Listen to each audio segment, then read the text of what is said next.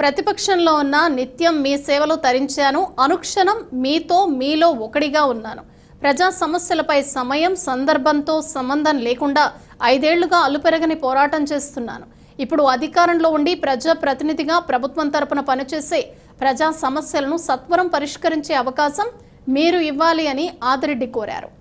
Ballot number 1 ఎదురుగా ఉన్న cycle గుర్తుపై ఓట్లు వేసి నన్ను రాజమహేంద్రవరం సిటీ ఎమ్మెల్యేగా అఖండ మెజారిటీతో గెలిపించాలని మీ అందరినీ అభ్యర్థిస్తున్నానని రాజమహేంద్రవరం సిటీ నియోజకవర్గ కూటమి ఎమ్మెల్యే అభ్యర్థి ఆదిరెడ్డి శ్రీనివాస్ అన్నారు.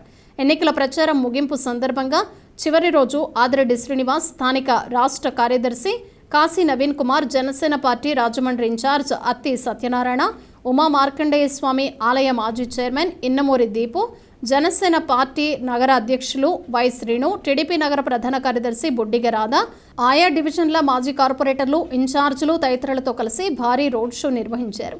స్థానిక 1వ డివిజన్ నుంచి ప్రారంభించిన ఈ రోడ్ షో నగరంలో 42వ డివిజన్లో జరిగింది.